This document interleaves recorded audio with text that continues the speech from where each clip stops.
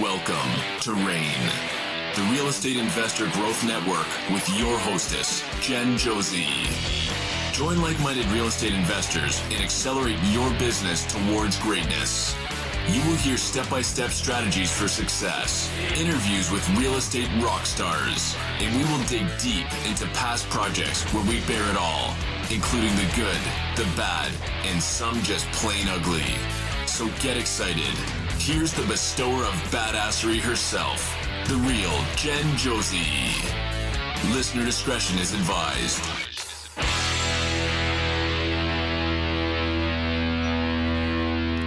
Hi, and welcome back. I'm Jen Josie, creator of RAIN, the Real Estate Investor Growth Network. Whoop, whoop. On today's episode, we have a guest that will be sharing one of their past projects. We will let you decide if it was good or bad or just plain ugly. But before we begin, here's today's badassery bestowment, my little badass gift to you. Today's topic is meetups. I always stress the importance of education. Just as important as education is creating your tribe. I owe much of my success to the connections I've made through RIAs and meetup groups. You may pay a membership fee for some, while others are free. At these meetups, you will find other investors, realtors, hard money lenders, private money lenders, wholesalers, etc. I personally lean on my local tribe for referrals for contractors, investor-friendly attorneys, inspectors, etc. When the referral is coming from another in your industry, you don't have to waste time or money vetting them. So, check out meetup.com or simply Google your local RIA, that's REIA, and start creating your own tribe. Now, on to today's episode of the Real Estate Investor Growth Network podcast. We have with us one of the newest RAIN members, Gayla Hitchings. Gayla is an experienced real estate investor with over 8 years as a rehabber and investor. Along with her husband, David, my boyfriend, their company, Tar Heel Properties Group, focuses on rehabbing residential properties. Many of their projects are total renovations, and they have now started doing some new builds. In addition to rehabs, Gayla and her family own and manage residential and commercial properties across the country. They also have 6 short-term rentals under the company name Hitch Post Stays, and we get to hear about one of those today. So welcome to the show, Gayla. Hello. I gotta say, you have been a very, very close friend of mine for many, many years. And as I'm reading through your bio, like your total renovations are literally mesmerizing. I have learned so much just from working in proximity to you. And I'm like, ooh, Gayla, what paint is that? Oh, where are you doing that? And your design and everything, you have such a gift for that. And, just reading through it, I'm like, she is amazing. So, thank you. You are so very welcome. And listeners, Gayla is, yes, she's a RAIN member, but she also is one of my accountability partners. And we have been having lunch every other week for, gosh, how many years now, Gayla? 4? At least 3, maybe 4. Okay. Probably at 4, yes. And we share goals, we share contractors, we share complaints, and but I am truly grateful for your friendship. So it's about time you got on the show, Gayla. I just got to say, this is going to be my episode 90, by the way. Holy moly. Yes. Nice round number there. Yes. So I'll shut up. I want you to tell the listeners your background before real estate. Like, I think you're in IT. Like, tell the audience about Gayla. Yes, I was, as you said, in IT, and I guess I felt that the corporate world was where I was going to stay. And I loved, I was in management and IT as project manager. Loved all of that until you put your trust into a corporation, and then after 20 some years, they claimed bankruptcy. So then there goes your 401k that you invested with them a lot. And then you're left there with, wow, what do I do now? So it was a very shocking point in my life. It kind of changed our lives, and finding that you can't trust that W-2 job. And although I loved it, my years at that corporation were fantastic. I was there during their glory years, and again, thought I'd be there until I retired and would have my nest egg in my 401k, which became not the truth. So not reality. I didn't realize that they went bankrupt who you're working for. Wow. Yes. And I mean, that's one of the reasons why I got into real estate investing, is because I wanted to be in control of my financial future. So my goodness. So how did you find real estate? I guess like many others, you watch the HGTV shows and you fantasize about being one of those people that takes an ugly house and makes it beautiful. And so, we heard about an education opportunity that we went to, the 3-day weekend, and loved it, bought into education. So like you, I highly value education. Mm-hmm. And so we just learned a lot through that training, and, took off on, it was around the same time that I had been laid off from my corporate job. And I needed some flexibility. So we thought, well, let's look at this real estate investing and see how that goes. So yeah, and we did Fortune Builders. We're allowed to say their name because, I owe everything, I think, to Fortune Builders. We parked a ton of money into that education program, but absolutely worth it. And I got to meet great people like you. And I actually met you at a Fortune Builder meetup. So super important. Full circle, everything on this episode. But today we are going to talk about your Airbnbs. And the cool thing about your Airbnbs is that you are using what's called the arbitrage model. So give us a quick overview of what the heck arbitrage means. So arbitrage is when you rent the property from a landlord, and then you take that property with their permission, you don't want to do this under the table and behind their backs, but you take that property, you furnish it, you put the supplies in it, and then you advertise it on like Airbnb or Vrbo or one of the other property or short-term rental sites. And by the way, you corrected me on how to say Vrbo. We had this whole conversation at lunch the other week. Well, they've changed it in their, I guess, listening to their advertising. So, but we started with Airbnb, and we're just now starting with Vrbo, or VRBO, as many of you may know it.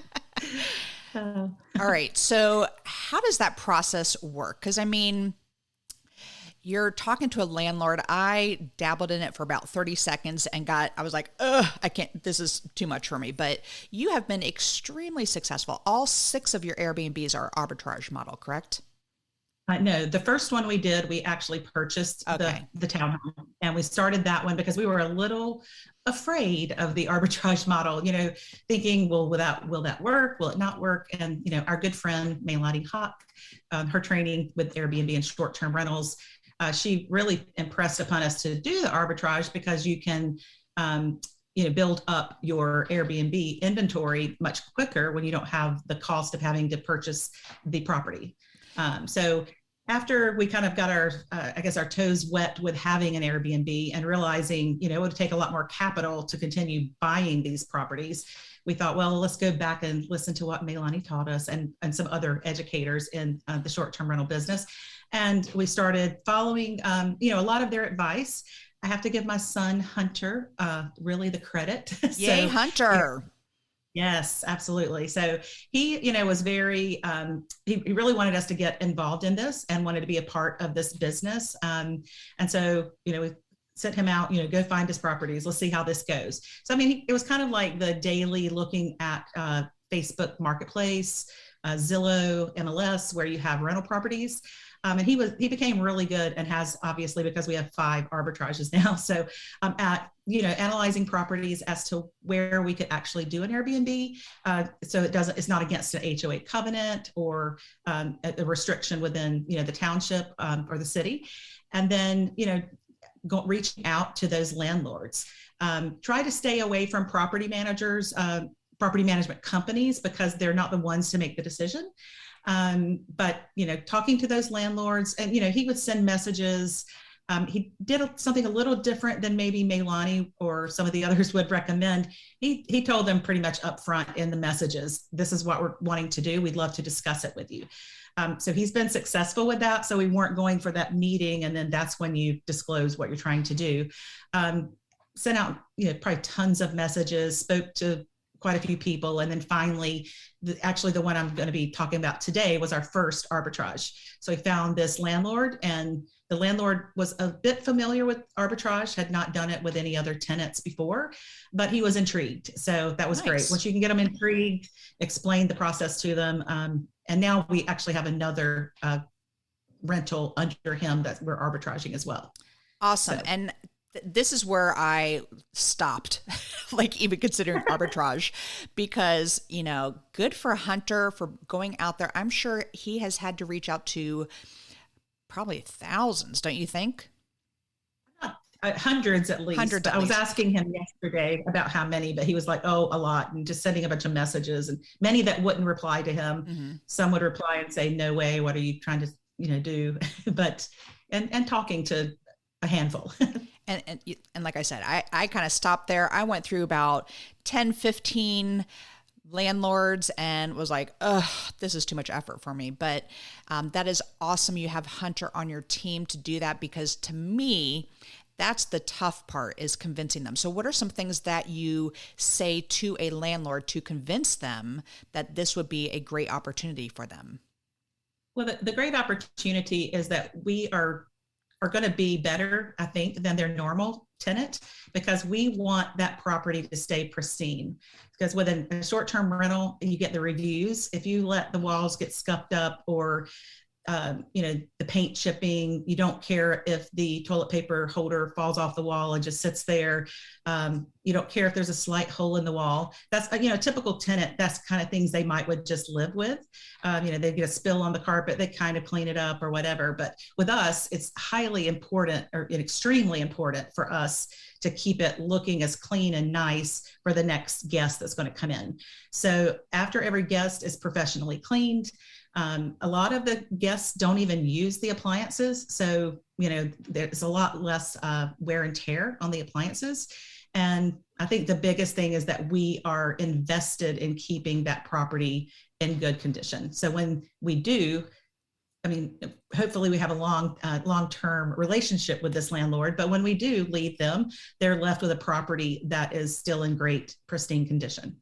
That was a fantastic explanation. And I just had a tough time getting over that hump. I'd be like, oh, it's going to be professionally cleaned multiple times a month, less, little wear and tear on the appliances. And they're like, yeah, I'm just not understanding. I'm like, okay, fine, bye. So I was quick to give up, but that's, you explained that very well. And I also have students that they are struggling with the capital, like you said earlier. When you bought your first Airbnb, but then getting the capital to keep purchasing more and more and more. This is a great way for some of the listeners out there to start making money pretty quickly. I know you have to furnish them and all of that, and you actually shared with me a list that you use, because I'm trying to furnish 4 Airbnbs right now. So just, toasters, brooms, headboards. And so I appreciate that, because you are my super organized friend and shared that with me. But what are those type of costs that you have to do upfront, and then how soon do you get those back?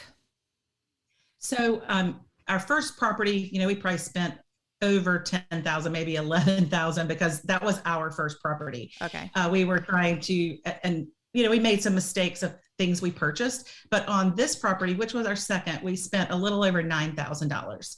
So, and our goal was, and again, from training, was, try to recoup that money within 8 months. With this property, we were at 6 months, we had recovered that money. So we thought that was a success. I agree. That is definitely a success. So, all right, let's dive. I do want to clarify, in the $9,000, that is just the furniture side. It's not like your consumable. So it's going to be furniture, tables, linens, towels. So those things that you're not going to have to purchase after each guest leaves. But the consumables are an additional charge, but that you can keep that to a minimum. Gotcha. You mean like we're talking about coffee creamers and coffees and toilet Absolutely. paper. Okay, Yeah. gotcha. Toilet paper, paper towels, yes. Gotcha. All right. Well, let's dive into this project. This was the first one you ever arbitrage, so this is great. Hopefully you'll give us some good learning nuggets in here. How did you, or Hunter, I guess we should say, how did Hunter find this property? He found it on Facebook Marketplace.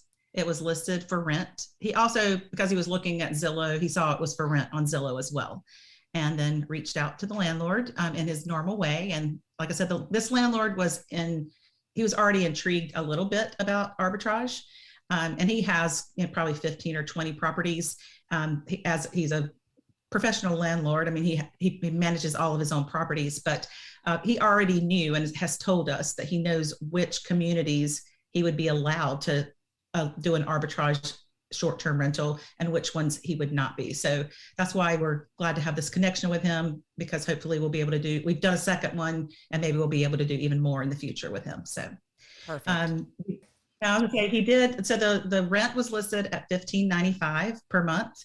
And but we did talk to him about, this was our first arbitrage. We want to make sure we were doing everything on the, above board, and that he was covered and that we were covered from an insurance standpoint. So we did recommend that he go to his insurance agent and find out if there was any additional insurance he needed to put on the property, since we were going to have short-term tenants. He did. That was $30 per month additional to his insurance policy. So we agreed to cover that cost. So we came in, our rent was $16.25 after adding that amount in. So, but that way we know we're covered insurance-wise from him, we're covered insurance-wise from our general liability insurance, and from actually Airbnb provides coverage as well. I mean, this is your business, so you absolutely need to make sure you're insured and that your guests are taken care of. And so great nugget right there. Tell us about the property. How many bedrooms is it? Where is it located? Is it near certain things? Like, why did you pick this area to arbitrage a property?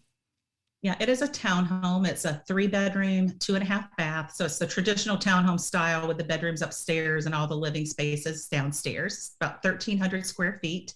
It is in Cary, North Carolina. And it's in a really nice tucked away little townhouse community. So it's, lots of trees, very walking paths walking trails for Cary. There's tons of them in Cary. So one of the opening of one of the trails is there in that community. So it's very, very nice and cozy and comfy in there. And we were looking for that in that area. It is close to tons of restaurants, some shopping, easy access to some of the major highways, coming out of Cary, so they could easily access downtown Raleigh, access the airport. So that was also something we were looking for. The bonus was that it was renovated. So you want something, and that's what we were looking for. We didn't want to go into something that we were going to have to do any renovations ourselves and invest some cost. So fortunately, he had recently renovated this property and done to the style that, was what we were looking for. So we liked that, and makes a ton of difference when you're going in and furnishing it, and you don't have to worry about any of those types of things. Absolutely. Is this where Christy and Noah stayed, by the way? It is. I saw this. It is a great little neighborhood. Excellent job, Gayla. So typically, when we're talking about past projects, we ask what your estimated ARV at time of purchase, which means after repair value. This is one that you were going to, you're renting it from a landlord, you're subletting it as an Airbnb and managing it and everything. So what was the monthly profit you were looking to bring in? So our goal was to at least start out with $600 a month net income. And so we have been successful with that, because I guess we'll talk about the numbers as they turned out to be. We also were looking to recover our setup cost within 6 months. Within 8 months. So how did you calculate that number of getting 600? So we calculated what we thought our our monthly costs would be. So you have, your insurance costs, your utilities, your like security costs, trash costs, you have your cleaning and those types of costs. And then we looked at what the average room rent would go, or unit property rent would go through Airbnb. So you can look and see what other property managers or what other Airbnb hosts are getting. So we kind of just calculated those numbers for a place that could sleep 8 people, how much we expected to get from that. So then we just analyzed the numbers over a 12-month period and looked at when we thought we could recover the costs. And that's how we did that analysis. Okay, so when we are looking to purchase an Airbnb, we do exactly what you just said. We look in that area to see what the average is for about the same people that stay there. But then, yes, say it's $200 a night.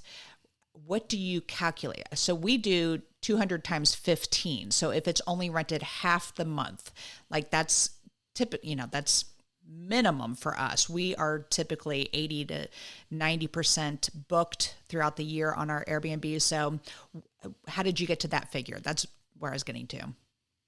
Yes. So we calculated it at a 70% occupancy rate. Gotcha. I guess we were trying to be,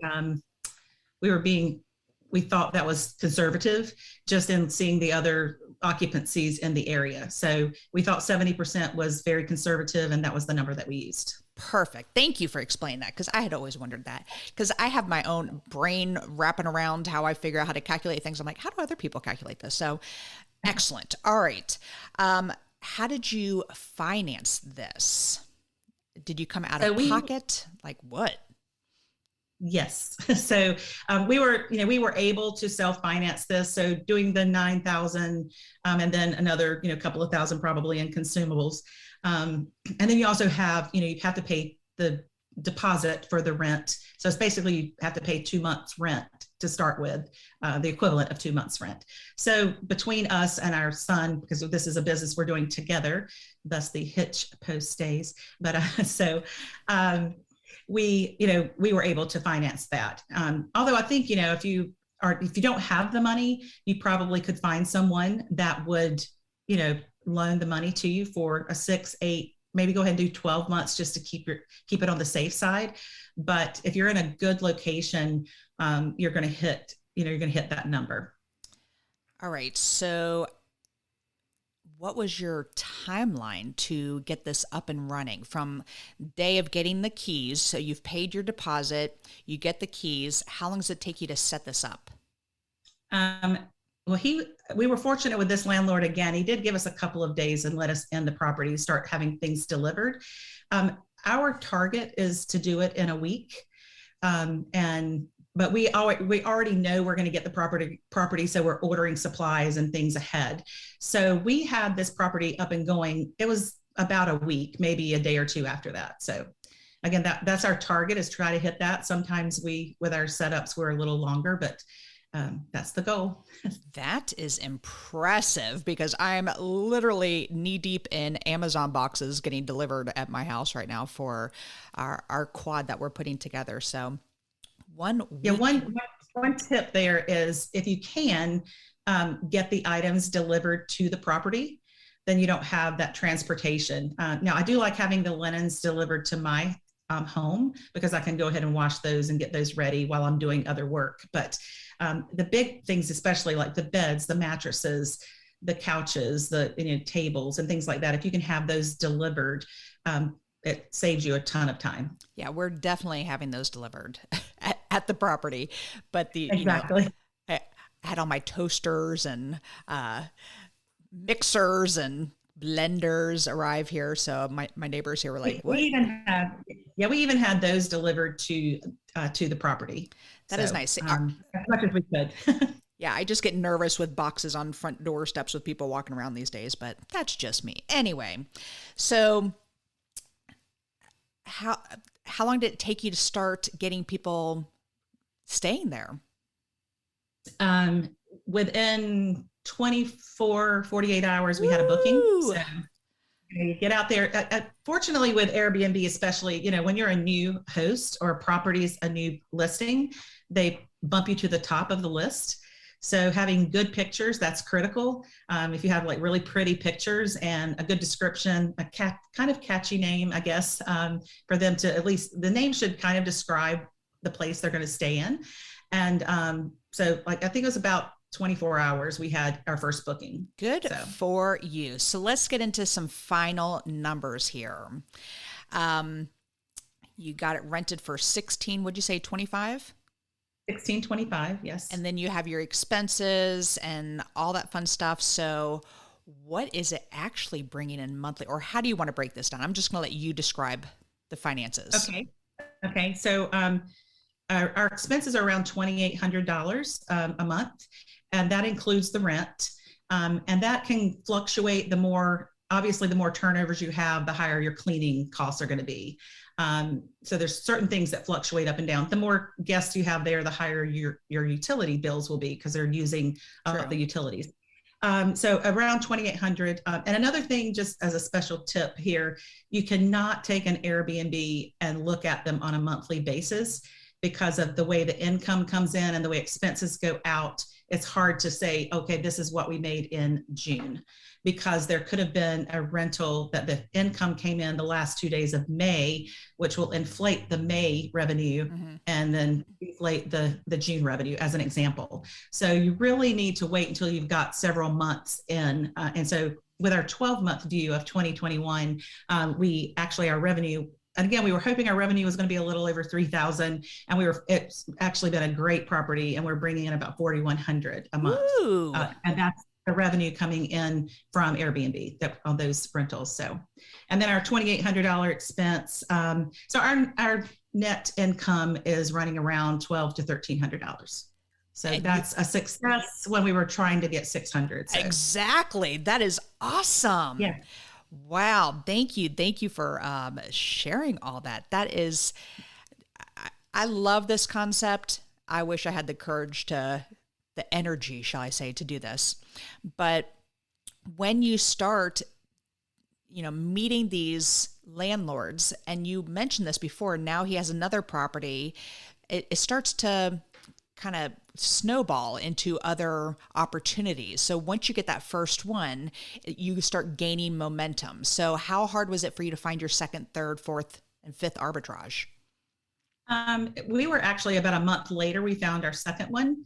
This was probably a less experienced landlord. He only really has the one property, but because the first landlord was able to give us a recommendation and spoke highly of us because he likes us. I mean, who wouldn't, right? But true. But so because he was able to do that, this other landlord was willing. Oh, and I did want to point out a couple of other things about with your landlord and the lease that I left out was very important. Yes. You need to with doing an arbitrage, you want to make sure that it's going to work, and you don't want to get caught with the HOA suddenly deciding they're not going to allow short-term rentals in that community, or you don't want because it can be disruptive to the people who are living there. Yes, it can be absolutely. So you want to make sure there's an addendum within the lease that states that if that happens, we can get out of the lease. So we're not tied to our 12 months. Also in ours, we make sure to put in there that they understand that we're doing short-term rentals and that we're going to advertise it on Airbnb, Vrbo, or any other site like that. So you just want to make sure it's all, again, everything's on the up and up, everything's clear, that everyone that's participating understands, and that you have a way out in case there is some unforeseen, something that comes up with the covenants of the HOA, et cetera. And to create this contract that you have with the landlord that says all this with the addendums and everything, did you do that through your attorney, or how did you create this contract? We probably should have. We did not. So our first landlord with this property is an experienced landlord. He had the lease that he wanted to use. And so we just asked him, we gave him some verbiage that we wanted added to it, and he didn't hesitate. So he added that to his lease, and we agreed to the other terms of the lease, which is pretty common terminology in a lease. And since then, we've been able to take that lease, at least share some of those terms with the next landlord, and they've been more than willing to take the wording as we agreed to with the first landlord to put that into their leases as well. So possibly we should maybe have it with our own attorney, but we've been very fortunate so far that we agree to their terms and they agree to these addendums. And a shout out to our friend Melanie Hawk, who you had mentioned previously, because she has a course in all this. You and I both took the course. I learned a lot of stuff that has helped my Airbnb business, but we purchase our Airbnbs. But you are doing this arbitrage model. It's been very successful for you and your family. Can you give us a ballpark figure of what you're bringing in per month-ish? I know it's an average over the year, but what's coming in monthly that is net. That is why David quit his job recently. Wow, the audience. What are you bringing in monthly?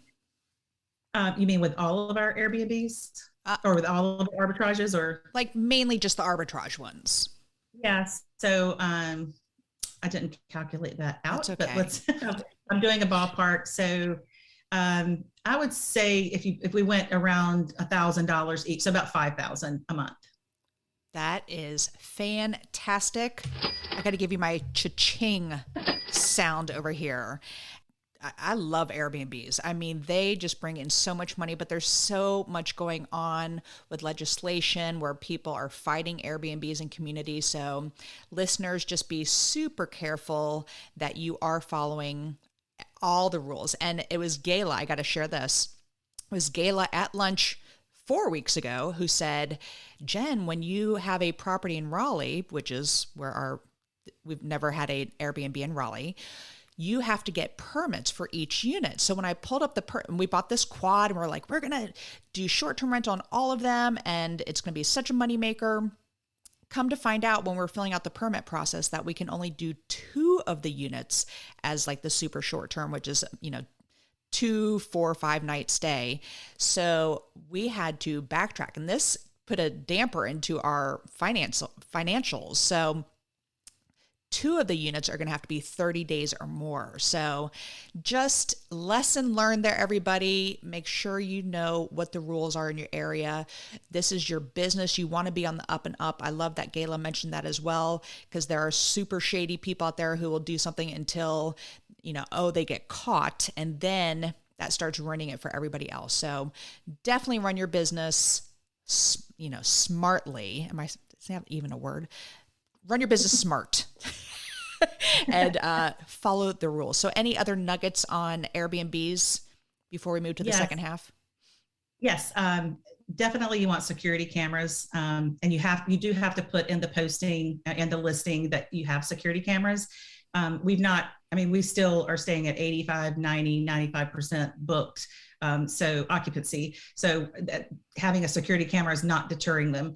And the security camera we have just at the front door, I get notifications. I probably should turn some of my notifications off because I'm getting dings from my cameras and from our remote lock, and my family's like, stop looking at your phone. But, at least you can see them with the remote lock, they're coming in and out. You can see with the camera that they're having a party. We've had one instance where we had a party and the police were called. So we were at that point. Yes, we did not have cameras there yet. We did notice that they were coming in and out of the property a lot through the remote access lock that we had. And so we drove over. By that point, the party had died down. So we saw all the people in the party leaving. Well, we didn't realize we had come there after the cops had come and left, but the neighbors let us know quickly. We had to go over and spent 3 or 4 hours cleaning the place before the cleaning person could come clean the place. So That was a nightmare. So that drove us to getting our security cameras more quickly and getting those in place. So highly recommend it. You can see them coming in and out. You can also hear if there's a loud noise going on in the unit. And now, to clarify, you can only have cameras on the exterior. It is illegal to have them on the interior of the properties. None of those little teddy cams or anything. So you use Ring, is that what you said? Oh, no, we use Blink. Okay. And it's like a doorbell one, but you can just see anyone who's walking up. Yeah, and ours is not a doorbell one. I think they do have a doorbell one, but ours is just a little small camera that we, post pretty high up, and they can see it. I mean, some people, wave at the camera. Some people do some certain other things ugly to the camera. So, some hand gestures, but it's whatever. But they know that we have a camera. You'll hear them talking about it. It's in a very obvious place. We're not trying to hide that we're doing that, and we explain that we're doing it to protect them and to protect our property when no one is there. So yeah, that's something I have not started doing yet. So I will definitely consider adding a security camera. And even the camera, if they're being loud inside the property, if you think you see a big crowd going in and you're thinking, well, they've got guests coming over, I don't want to like hinder them, having a dinner or something. But then if you can hear, when you go live view, you can at least hear the music and the bass bumping. So you can reach out to them and say, hey, remember our neighbors, it's a quiet neighborhood, please turn that down. So good. Excellent advice. Anything else? Remote lock was the other thing that I just mentioned. Remote lock's tremendous. You don't want to have to go over there and change. You want a code for them to get in and not a key that they could lose. So you don't want to have to meet them to give them a key or to give them access. So we can remotely set a code for each guest, so they can have that security that they're the only ones that have that code to get in and out. And that's huge. We were just talking about this too, because man, I'm pricing them out right now for 4 units. I'm like, ooh, and ours have a front entry and a back entry. So it's 8 of those smart locks, and they average about $250 to $300 a piece to do them remotely. So, anyway, we'll have to talk later. We also have other kinds of locks that for our maintenance closets. So where we put our supplies for our cleaning teams, and those are not remote locks. We just have a code set on those, but that's also something you would want to do. Again, stay away from keys as much as possible, because that's something everyone is going to get lost eventually, and you're gonna have to drive over to take a key. Well, I appreciate you sharing this. I've been so impressed watching your journey grow through this arbitrage. Congratulations to David to finally leaving his W-2 job. And I'm sure a lot of this has to do from the money you're making in this awesome arbitrage business. So congratulations to you. Thank you for sharing it. And the next part of the podcast is where I share with the audience how much of a badass Gayla is. And I use the acronym BADASS. So the first letter is B for book. What is a book that's made a huge difference in your life? So I knew you were going to ask me that question, obviously. And I started thinking back, there's the real estate answers, the Rich Dad, Poor Dad, yep. Or even like in our world, E-Myth is huge, like in becoming an entrepreneur. Both of those were very impactful. But I think one that I read several years ago, and this made me think I want to pull it back out, is The 7 Habits of Highly Effective People by Stephen Covey. It just had a huge impact on me. I did like a course on that, and that was in my corporate days, but it's actually still, those words ring in my ears quite a bit when I'm doing things. So I am embarrassed to say I've never read that book. I'm looking at it on my bookshelf, but I need to dig into that. Like new books come out and I'm like, oh, I want to buy that. I want to buy that. And so anyways, it's been sitting there for years, but I have to dust it off and actually read that. So, all right. The first A in badass is advice. What's the best piece of advice you've ever received? Best piece of advice would be probably from the first hero in my life, and that's my dad. Aww. So he just impressed upon us real estate investing and how important that is. And just even a couple of weeks before his death, he explained to me and kind of gave me a little education on triple net leases and that you do with commercial properties. And it was just I value that dinner we had with him, and he spoke those words of wisdom into us. And just investing in real estate, it's that's where you want to be. You don't want to be tied to what you're going to get just from the corporation you're working for at that at that time. He was telling me and he left that legacy to us and our mom with some commercial properties and some residential properties. So we hope to be able to do that. So investing in real estate, period. And that's rare for people in our generation to have those financial discussions, because we didn't do that in my house growing up. So that is amazing that you had that relationship with your father. And I know in your intro that I was talking about you have commercial properties, in the area. And what is the one that is the big money maker for you that everyone wants to buy out from underneath? Yeah, Dollar General. A So it's Dollar a Dollar General. Yes. And that's a Yes. really good moneymaker for you all. So Yes. you are in everything. I love it. Uh, All right. The D in badass is drive. What drives you to be successful? So I probably first say that like as you mentioned, David quit his W-2 job, so we're now like feast or famine. So we have to make money, and we're not getting it from anywhere else. But again, I mentioned earlier, I think just that I worked for a corporation and being dependent on that, and I thought, hey, I'm setting myself up. Look at my 401k growth. That's great. It's great. And then that ended. So I think now driving me and David us to be successful is that we're not dependent on that we have some passive income coming in, and that drives us, that where we can invest, have fun, and go from there, not be dependent on a corporation. And what a great way to live, isn't it? Yes, absolutely.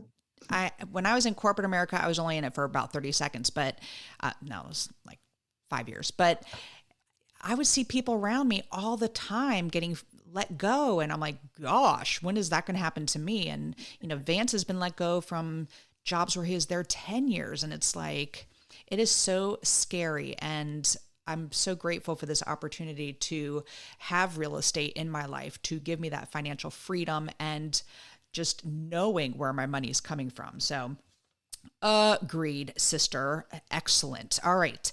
The second A in badass is aspiration. And I probably know some of these answers, but I'm a big goal setter. So what is a goal you are working on? We talk about goals every other week, but what's a big goal you're currently working on? I try to think, you already said that I'm involved in a lot of different pockets of things. So, increasing our number of flips is kind of huge right now, because David is going to be doing the acquisitions, and he's going to be trying to find the assets. So the marketing and acquisitions piece.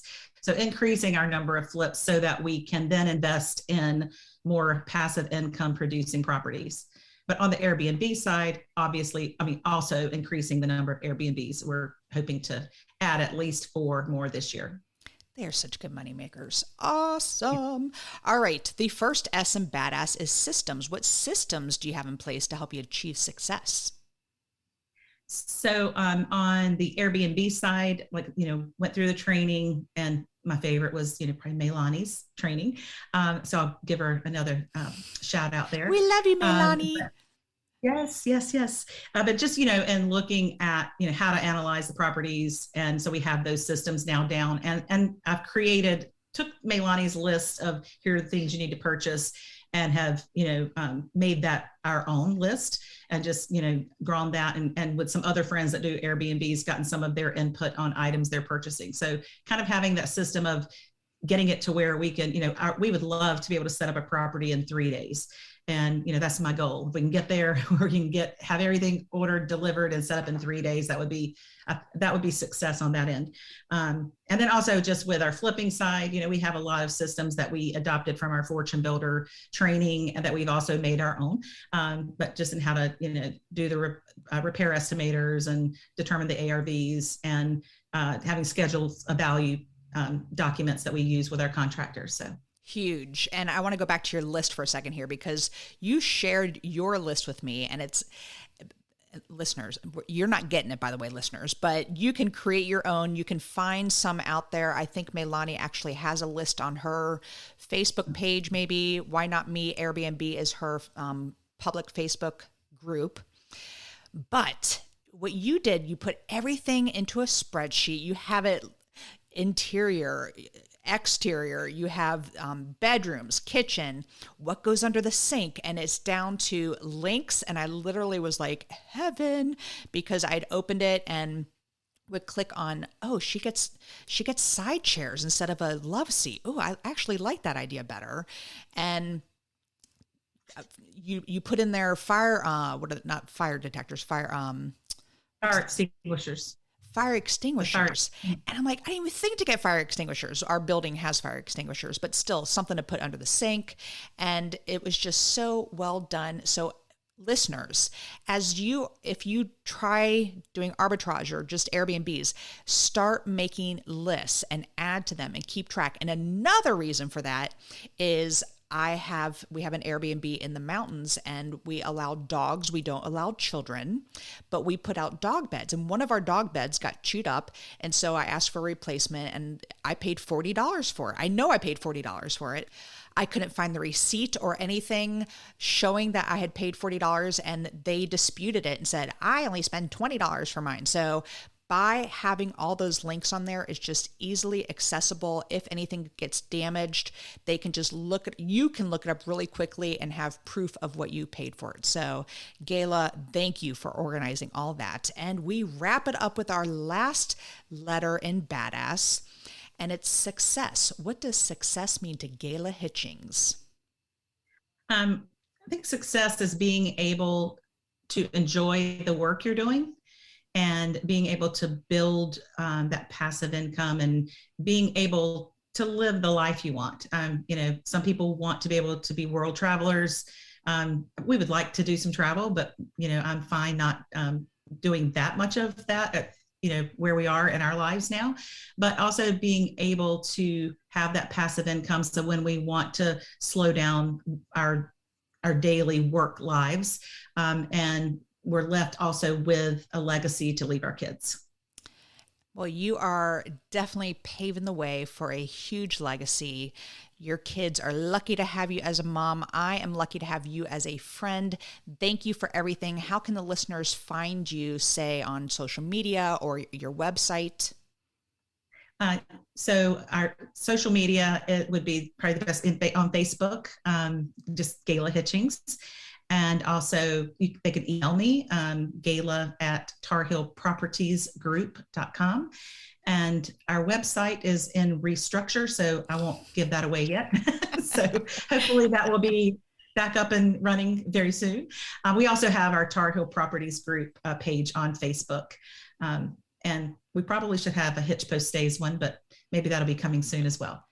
Well, folks, you got to check out her work because she is so gifted in your design and decorating and the colors. And I love it, love it, love it. Thank you, Gayla, for being here. And thank you, listeners.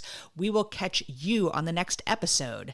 Now go out there and share your badassery. And don't forget, make it a great day. Take care. Bye-bye. Whoop, whoop. Thank you for listening to RAIN, the Real Estate Investor Growth Network. Be sure to subscribe on your favorite podcasting platform so you never miss an episode. If you need more badassery, you can follow Jen Josie by visiting therealjenjosie.com or become a member of RAIN by registering on rainmastermind.com.